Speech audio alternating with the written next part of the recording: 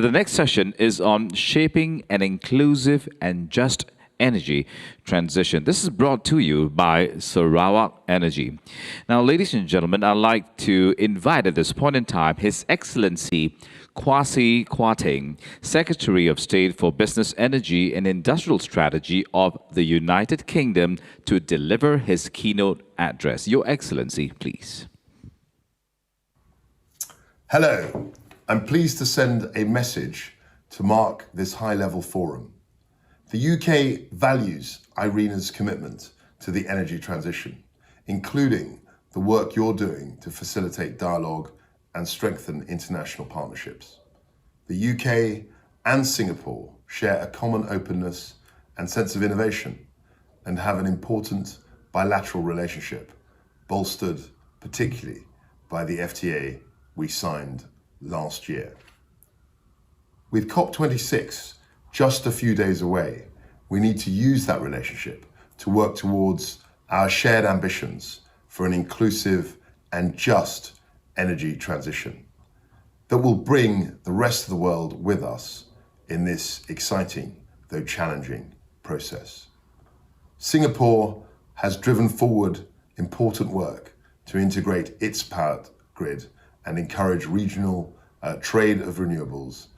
Singapore has also invested heavily in new technologies such as hydrogen and floating solar. In the UK, we're also making great progress on delivering the clean energy we need to meet our net zero goals.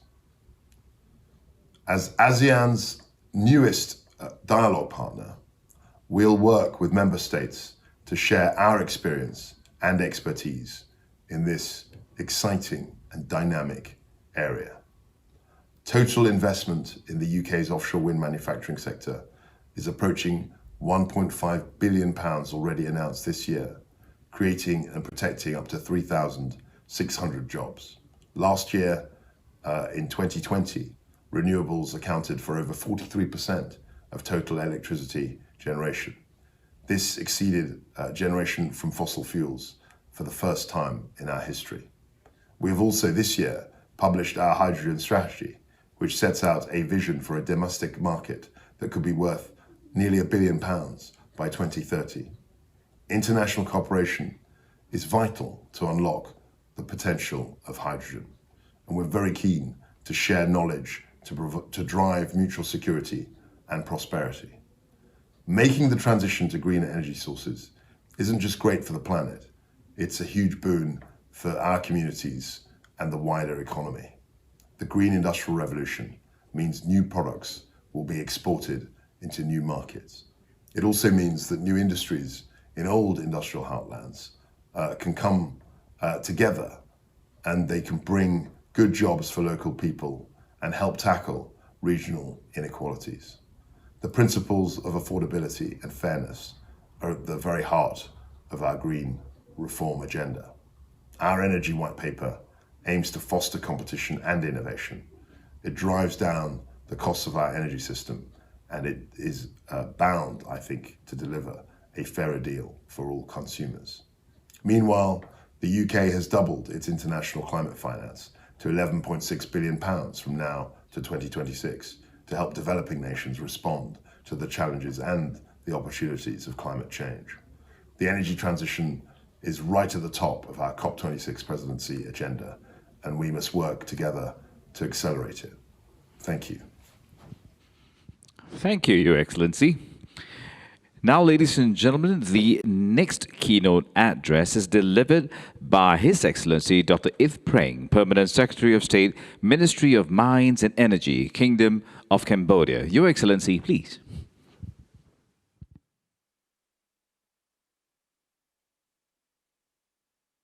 Excellencies, distinguished delegates, ladies and gentlemen, I'd like to thank the Ministry of Trade and Industry of Singapore and Energy Market Authority of Singapore for inviting me to speak in this year's Singapore IRENA High-Level Forum under the theme Investing in an Inclusive and Just Clean Energy Transition. I'm pleased to share Cambodia's updates and thoughts relating to the said theme. Excellencies, ladies and gentlemen, as of 2020, Cambodia has achieved a remarkable progress in terms of village electrification rate reaching 97.4% and household electrification rate of 81%. In terms of supply, our electricity is dominated by renewable energy, especially hydro, accounting for 88% on typical days, followed by solar. We still have some coal power plant in the generation mix and importation to support our system stability. Solar currently shares 9% of our installed capacity. By 2023, 7 additional solar power plants with a total capacity of 495 megawatts are expected to put into operation, representing 20% of the total energy supply. In our most up-to-date power development plan 2020-2040, our key objectives include accessibility, reliability, affordability, security, as well as contribution to address climate change. Excellencies, ladies and gentlemen, I would like to reaffirm Cambodia's commitment to addressing climate change as stated by our Prime Minister during the recent 2021 Taiwan Energy Low Carbon Development Forum. That is, each country needs continued attention and responsibility in finding common global solutions, accelerating the development of low carbon energy to accelerate energy transition in a just and equitable manner is necessary to attain Sustainable Development Goal and the Paris Agreement target. Cambodia remains committed to mitigating emission in fighting chance of limiting global warming by 2050 to 1.5 degrees C. And to this point, I would like to congratulate IRENA for the recent flagship report on World Energy Transition Outlook, which outlines the avenue for the entire energy landscape to be part of the solution to the climate crisis toward a resilient and more equitable goal. As we are racing against time to catch the possibility of 1.5 degrees C target, technologies that could facilitate variable renewable energy and maintain system stability are very critical. And on this effort, Cambodia has been working closely with ADB to reinforce our transmission network capacity stability and piloting the first utility-scale battery energy storage system to increase more variable renewable energy. In addition, we also have been updating our national energy efficiency policy and assessing energy efficiency market potential by sector, and then identify investment pipeline, associated financing option, and proven business models for the market transformation. Going forward, I welcome thought leaders, CEOs across the energy sector to discuss and realize the possibility in energy market like Cambodia and ASEAN as a whole. To conclude, I once again would like to express my sincere thanks to the organizer for having me in this evening. I'm looking forward to hearing from our friends and colleagues and wish this year's Singapore International Energy Week very productive and fruitful. Thank you. Thank you, Your Excellency. For the next keynote, ladies and gentlemen, I would now like to invite the Executive Secretary, United Nations Framework Convention on Climate Change, Her Excellency Patricia Espinosa.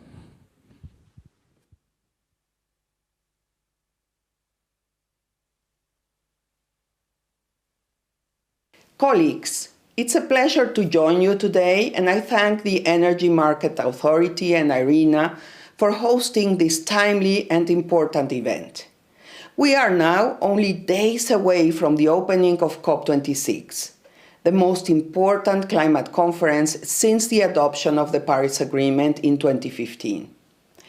Addressing energy is at the heart of the deep and lasting transformation we must make to achieve the goals of the Paris Agreement.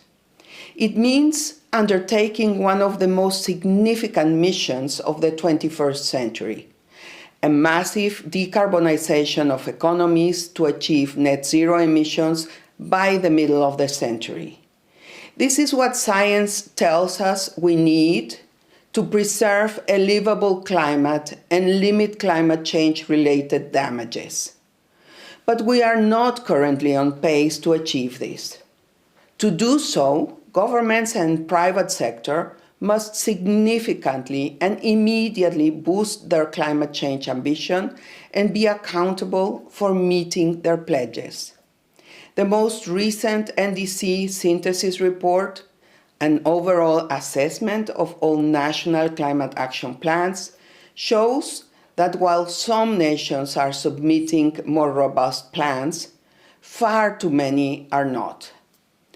Addressing energy is at the heart of the deep and lasting transformation we must make to achieve the goals of the Paris Agreement. We simply can't get there without it. Today, 75% of global emissions are caused by our need for energy. This includes electricity, heat, transportation, and much more. The good news is that proven policy measures and technologies already exist.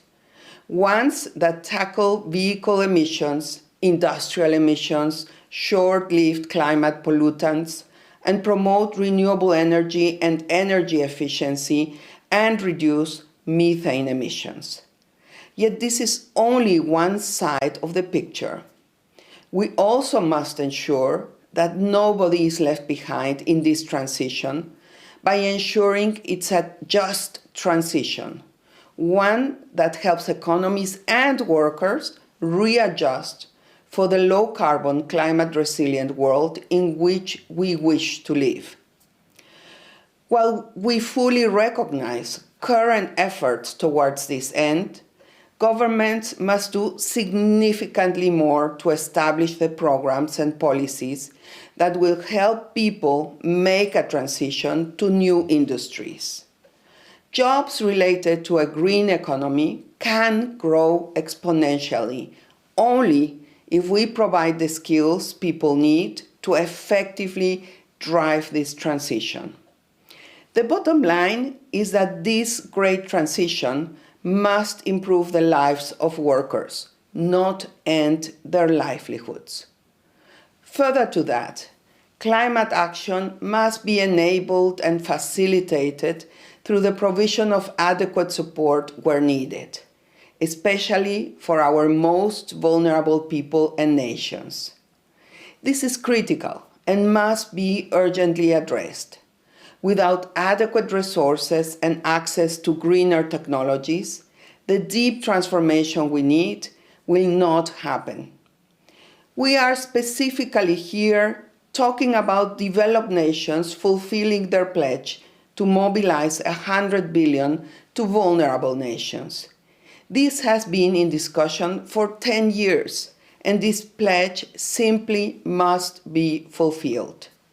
We cannot have only a few nations, a few companies, pulling in one direction. We need all sectors, all people on board. I want to thank you for your work to support global efforts towards an inclusive energy transition. I look forward to the results of these discussions and as we collectively begin to make the transition humanity simply must make to ensure its survival on this planet. Thank you very much. Thank you very much as well, Your Excellency. And now, ladies and gentlemen, on the subject of shaping an inclusive and just energy transition, we move on to our panel discussion. I'd like to invite our panelists up on stage right now. Firstly, we have Her Excellency Cara Owen, British High Commissioner to Singapore. Isabel Chatterton, Regional Industry Director, Infrastructure and Natural Resources, Asia Pacific International Finance Corporation.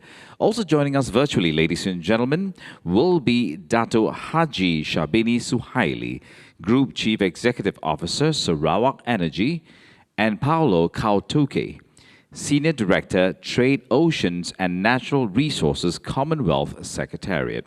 Moderating this panel, ladies and gentlemen, is the Deputy Director General of International Renewable Energy Agency, IRENA, Ms. Gauri Singh, as they make their way right up here to get themselves organized, ladies and gentlemen. Now, before we start the panel discussion, ladies and gentlemen, I'd like to mention that we have a special pre-recorded video. And this is delivered by Dr. Prasit Sinsuk Prasit, Director General of the Department of Alternative Energy Development and Efficiency, Ministry of Energy of Thailand. Here it is. Distinguished participants, ladies and gentlemen, first of all, I would like to take this opportunity to extend my gratitude to thank the Government of Singapore and International Renewable Energy Agency, IRENA, for inviting Thailand to join this high-level forum and share our experiences. The energy transition is one of the main issues that Thailand has been focusing on. We consider towards the worldwide trends to accelerate the deployment of clean energy and move toward carbon neutrality. 2 months ago, Thailand's Energy Policy Council has approved the new National Energy Framework, which aiming to achieve the carbon neutrality by 2065 to 2070. The direction of the plan covers all the development of energy in all aspects, such as deployment of renewable energy for almost all new addition capacity, enhance the energy performance and energy efficiency, restructure the power sector to accelerate the investment and improve the well-being of people under the 4D 1E strategy. Furthermore, the concept of Bio-Circular Green Economy or BCG model has been applied to Thailand's energy policies to drive the economic and social development by the integration of Bio-Circular Green Economy. I would like to show you some examples that Thailand has been using to mobilize the investment to support energy transition. One of the highlight projects is the community power plants. The project targets to procure 150 megawatts of very small power producers produce electricity by biomass or biogas. The other scheme that we had for a long time was the feed-in tariff that had been boosting the investment in clean energy.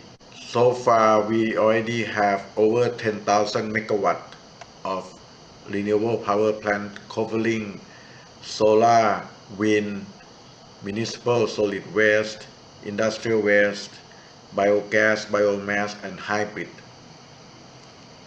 And we expect to have another additional 10,000 megawatts for the next 10 years. The last initiative that I would like to share with you today is the promotion of electric vehicles. The government have set the direction and the target. So by 2035, we target to produce more than 18 million vehicles to use domestically and export. To summarize all this, I believe that the energy transition will require tremendous efforts. Technologies is one thing, but most importantly, we need a strong political views and international cooperation to drive all these components, people, money, market, and regulation to achieve these challenging goals together. Thank you very much. Thank you for your message, sir. We will now move on to the panel discussion. Ms. Gauri Singh, over to you. Thank you, and welcome to this panel today. And I'm extremely pleased to have really very experienced panelists with us today, and I hope we'll have some interesting insights coming on the topic at hand, which is really about how do we really make it for the just transition. And this is something that I think all of us who've been following the discussions on energy transition, on climate change, we've really been hearing the phrases of leaving no one behind, just transition, and building back better. So, the energy transition, and I just want to quickly highlight that, when IRENA came out with our flagship World Energy Transitions Outlook, it wasn't energy transition, but we said energy transitions because every country will have a very different pathway. Although we are all going in the same direction, but the pathways will differ depending on where your starting points are. So, we've heard a lot of discussion on the technologies, but really energy transition has to go, and the discussion has to also go beyond technologies to what it does to unlock the socio-economic benefits that this energy transition will bring out.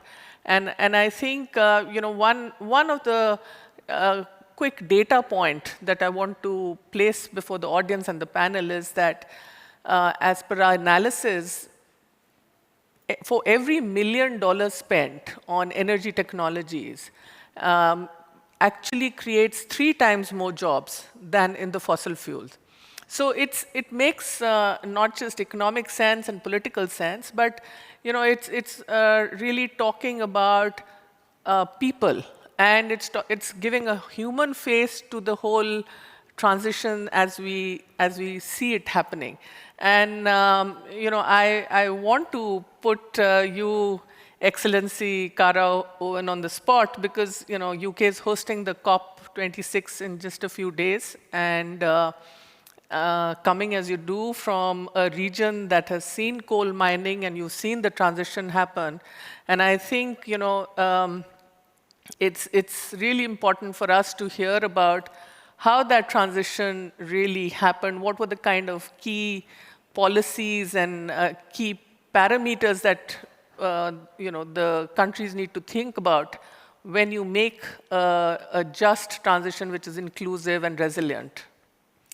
Oh, thank you very much, Gauri. And first, I'd like to say how brilliant it is that this event is taking place this week. And I'd like to congratulate SIEW, IRENA, and EMA for having this event, and also for allowing us to showcase the huge amount of momentum that I am sensing within the region and interest in making this transition. I think we all know how urgent the energy transition is. You see the figures of us needing to transition between 4 and 6 times faster than we already are if we're going to make our climate goals. And this weekend, the curtain raises on COP26 in Glasgow, and it will be a moment of real focus for the world in how to accelerate that energy transition. I think if we talk about our own experiences in our own countries, I think we always have to do it with huge amounts of humility.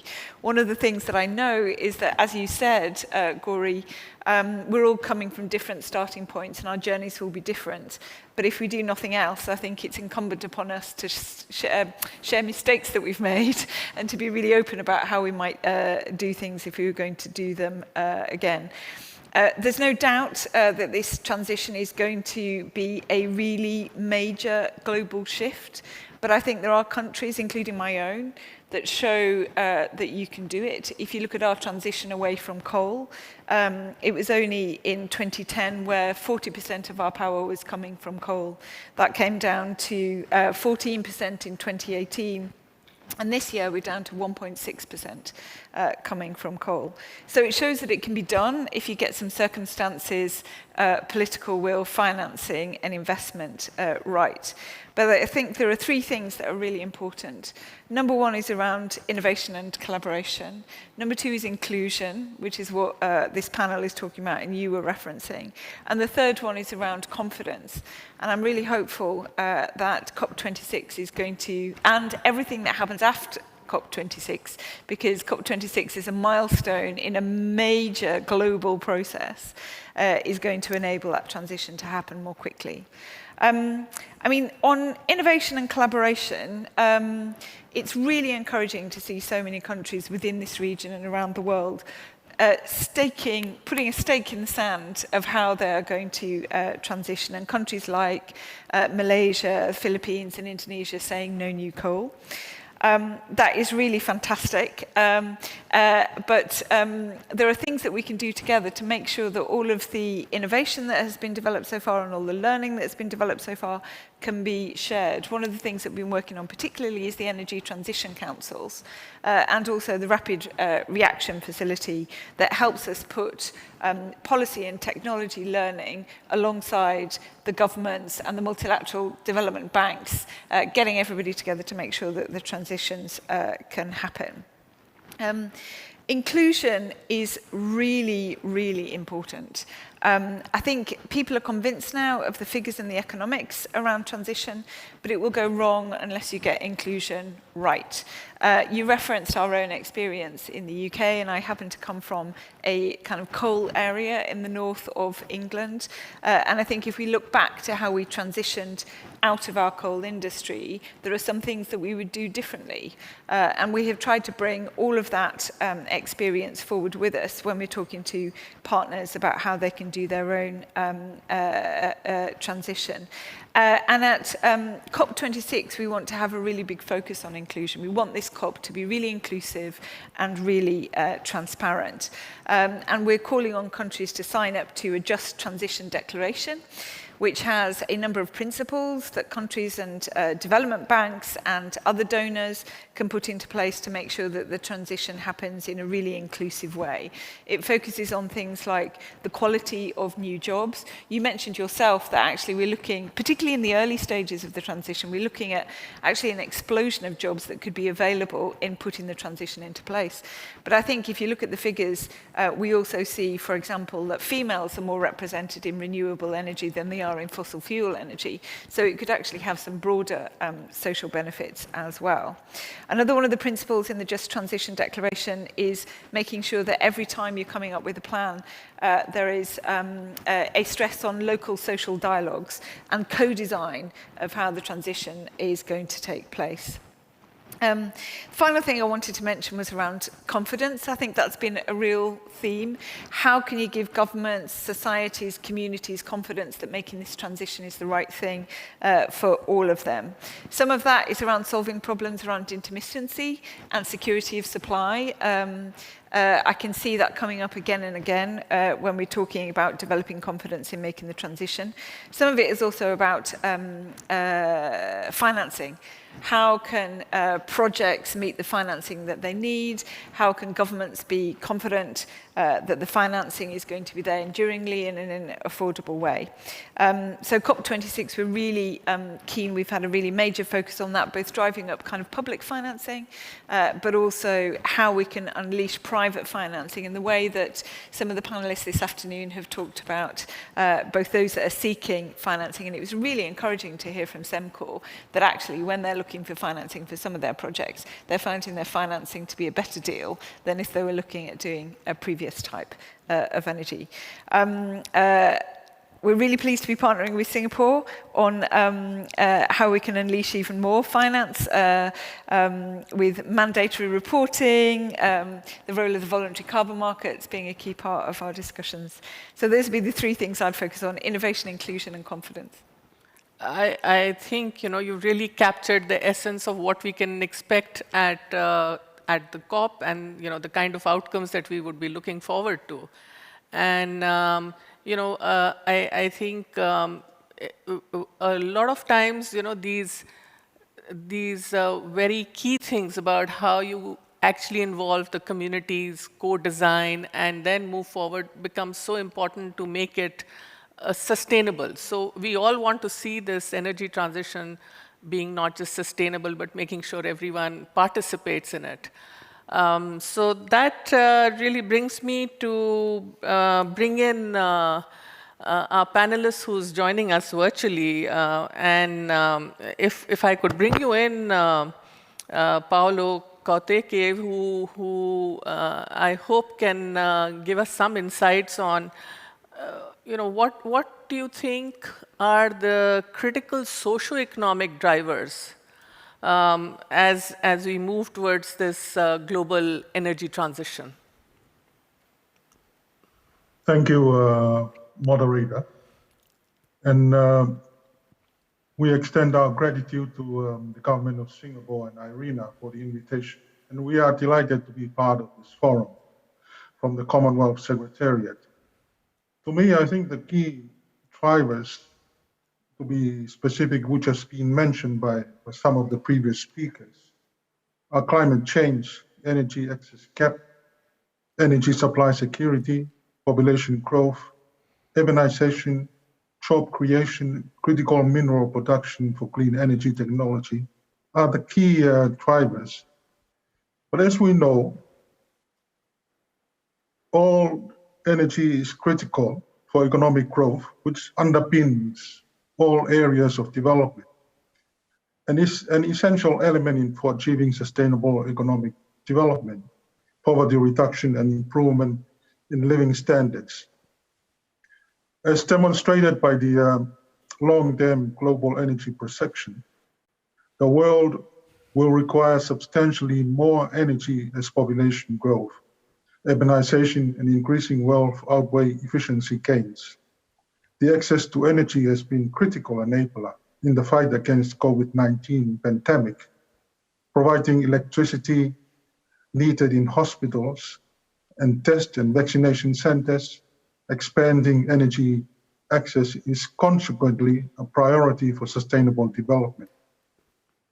Given, however, the energy production and use represent about 2/3 of global greenhouse gas emissions, increased energy demand poses a significant challenge to achieving carbon neutrality by 2050 and the goals of the Paris Agreement. To achieve the global emission targets required for the successful implementation of the Paris Agreement, there is an urgent need to transition from current energy production and consumption systems, which rely primarily on fossil fuels, to more efficient, sustainable, and clean energy system. How energy is produced, transported, and consumed will be a critical factor in socio-economic development and addressing the climate challenge that the world faces. This changing landscape, which is reshaping energy systems and disrupting existing supply chains, presents both challenges and growth opportunities for all countries. In particular, energy transition brings uncertainties for countries whose economies are heavily dependent on fossil fuels in terms of future consumption trends, global investment flows, technology advancements, and energy choices. Also, developing certain green technologies will require the production of more metals and minerals. It is important then to consider the impact that energy transition will have on our member countries and the potential to leverage opportunities from the energy transition to further the achievement of the Sustainable Development Goals while minimizing socio-economic and environmental risks. And in the Commonwealth Secretariat, we are embarked on 2 initiatives. We have the Commonwealth Sustainable Energy Forum, which is member-led and member-driven, and where they share their experience. And those countries who are well advanced can help those who are at the back of the queue. We're also working on a clean energy toolkit to help our small island developing states. And as you rightly mentioned, moderator, at the core of the transition are people, and that is where the focus has to be on. I can share some more detail on the initiatives we are implementing at the Commonwealth Secretariat later, Madam Moderator. Thank you. Thank you so much. And I think, a very important remark that you made about, the future is going to be about how energy is produced and consumed, because that's really going to determine how fast we can move along this pathway. So I do want to bring you in, Isabel, at this point of time, because you've been in this region and you work with the infrastructure, with the private sector. What do you think is important if we have to sustain the energy transition and really make it resilient? What do you think is really important from your point of view? So thank you. I'm really delighted to be here today. As you heard already, inclusion is critical. I think we really need this to succeed. Inclusion and transparency has to be at the core of everything we do. But overall, I just wanted to say it's going to take a village. It's going to take all of us to get this done. There's not going to be a single government or company or stakeholder group that is going to be able to do this alone. So it really takes for the public and the private sector to come together, and that is critical. I think in specific terms, I guess institutions like ours, that to some extent work with the private sector but have the ability to straddle government policies and so on, I see three critical areas where we can help sustain and increase the resilience of the energy transition. So first is significantly scaling up the amount of financing that goes to renewables, and mobilizing and significantly crowding in private sector and pension funds and institutional investors to the space. Second, to really deploy our role as standard setters and to really lead the way in showing best practice, establishing what could be seen as best practice. And that would include what we do, of course, as part of our day-to-day, which is setting up the right governance structures to make sure that the welfare of the people and the communities is taken into account. And third, as Excellency Karen mentioned, innovation and collaboration. I do think that across these three areas. So if I very quickly go into scaling up our financing, we actually published the Climate Change Action Plan for the World Bank Group in June this year. It is a very ambitious plan. We have committed to aligning all of our new direct investments in IFC with the Paris principles by 2025. And of course, we're committing to significantly scaling up infrastructure, renewable energy sources, and to continue to finance associated infrastructure which is needed. So let's remember that renewable financing alone is not sufficient, right? We need to look at the technical aspects of how these energy systems work. So we need to take into account the resilience of the systems themselves, the stability of those systems. So for that, we need to, of course, invest with the right technologies depending on the country context, investing in transmission, distribution, etc. So that critical point is there for us. In terms of standard setters and to some extent show best practice, you heard from the previous channel, Eugene, the CFO for Sembcorp, of their very ambitious targets that they have ahead. So we had the pleasure of anchoring their bond on September 30th. We helped them mobilize $675 million from the market. And it was the first time that an energy company from the region actually issued a sustainable linked loan. That means the financing is linked to their ability to reduce emissions. And we worked with them in setting up the Sustainable Finance Framework, which is a public document that they have chosen to disclose. So this is what I'm talking about setting our role as establishing best practice and setting standards. Is really leading the way. And it is interesting to know that when you look into the kind of financing that has come in as sustainable linked financing since 2020, it has increased. I think about something like 53% of the issuances since last year had been sustainability linked in one way or another. That means that the company has supported the public statements they have made with actual analytics behind it and with actual KPIs and targets for them to achieve reduction of emissions. And overall, I think the debt financing that has gone to issuances since 2013 over the last 7 years has also increased by tenfold. So that's what I was talking about.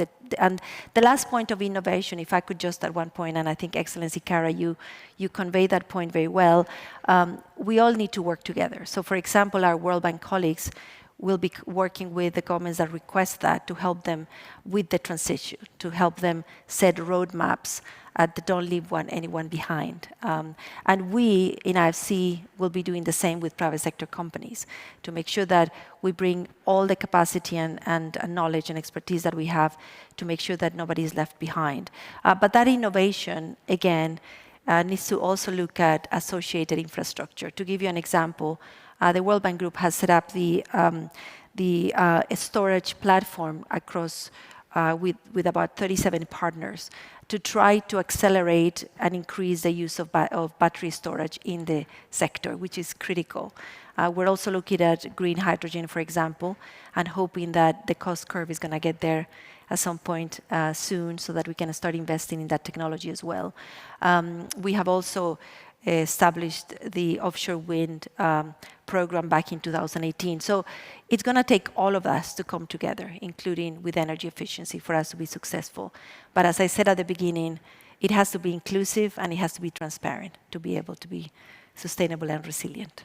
Absolutely, and I think all of us couldn't agree more, because it's a huge endeavor that the world, the global leaders and the citizens will be taking together. So it's really about bringing the stakeholders in, and I think the example that you mentioned of sustainability linked loans and how do you assess the ability of the company to actually deliver, and that being really vetted by a financial institution like the IFC, leads to leverage, a huge amount of financing coming from the market. And I think it's these kind of very innovative solutions that we hope to see as we move ahead. And clearly, innovation is not going to be just in technology. Of course, it needs to be there, but you're also talking about innovation in business models and in the ways we raise finance, and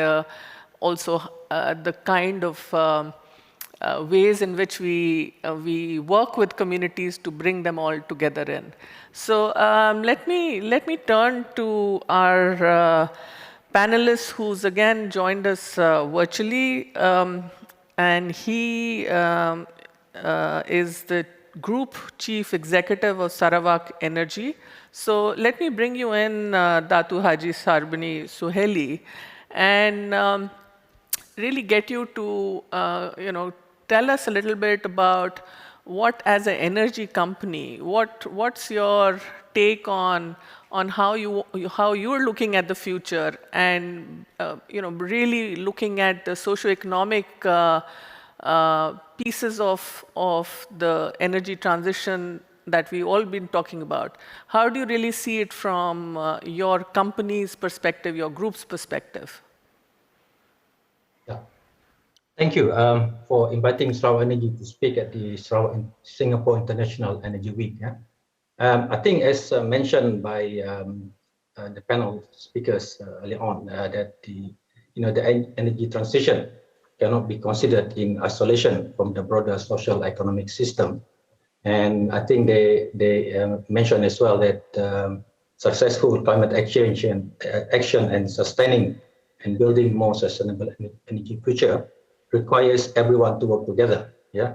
So to me, we are in Sarawak quite fortunate that the Sarawak government spearheaded our own energy transition about a decade ago through Sarawak Corridor of Renewable Energy, or SCORE, by leveraging on renewable hydropower development in the state.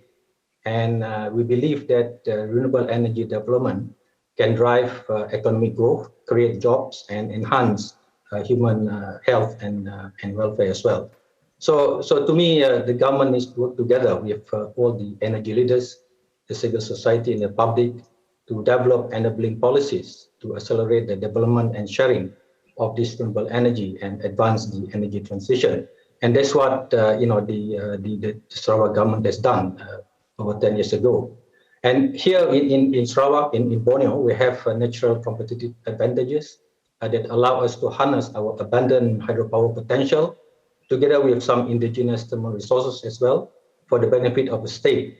In fact, today we have achieved almost 100% domestic electrification.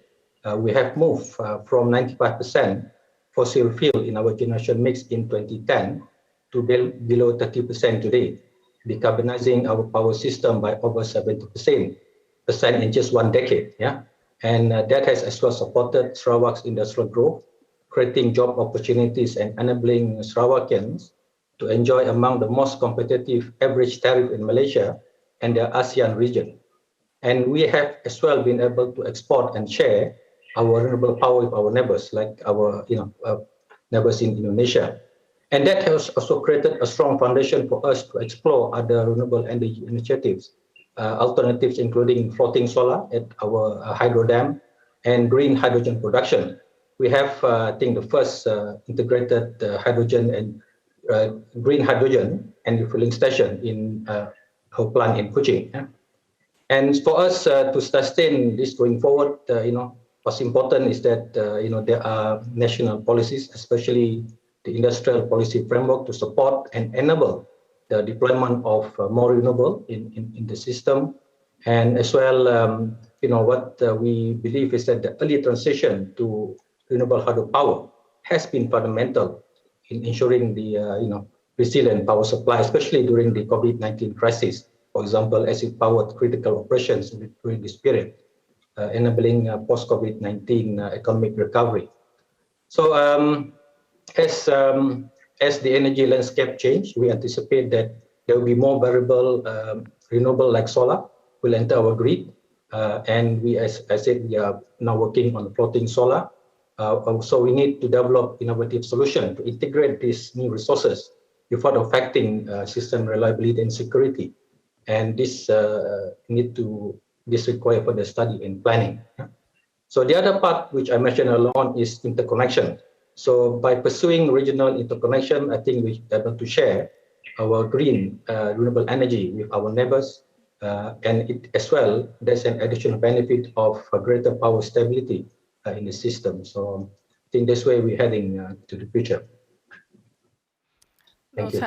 Thank you so much. And probably it's a discussion that can definitely go on longer because it's such an interesting topic and it concerns people. So it's always something that evokes a lot of interest. I think as we move towards COP26 and there's a lot of expectation and a momentum that has been built around what outcomes we can get from here. And at IRENA, we've been really following the discussions that you've been having at the ETCs. There's obviously going to be a very strong element of what happens with the climate finance. How do we actually take it to the next level? But clearly, the whole essence of this COP is really going to be about how it impacts people and whether we can actually make sure that while we are moving in this direction, we're taking everyone along. We're especially looking at the segments of the population that are more vulnerable and addressing the issues and concerns around them. So I'd just like to end the panel here and say that the extremely important insights that we heard from the panelists. And I hope that our audience here also enjoyed these discussions. So thank you so much for being part of this panel. Thank you. And thank you, Ms. Gauri Singh. Let's give her a round of applause as well for packing it all within that 30 minutes as well. Well done, man. Thank you so much.